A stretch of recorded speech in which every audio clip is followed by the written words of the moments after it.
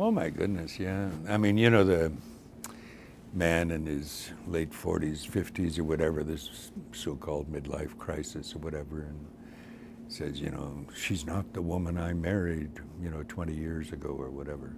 Well, of course she's not. And of course he's not.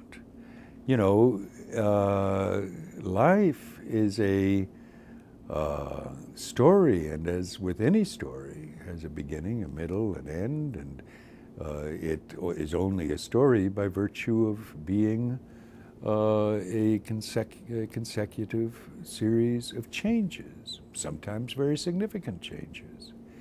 But that's the adventure one signs on to in marriage.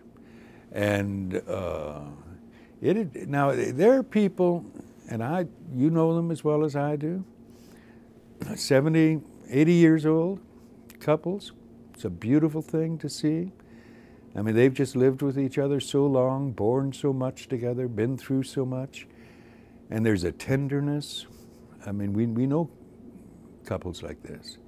And sometimes they'll say, you know, we're in love with each other the same way we were when we were 20 years old.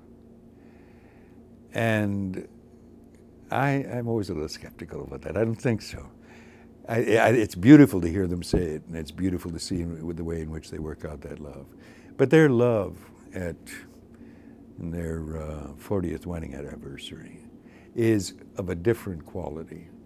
It is a love that has been enriched by joys and also by sorrows, by the experience of shared suffering and loss and disappointments, but mainly by the discovery, a lifelong discovery, that love, which is ultimately the love of God, can be trusted.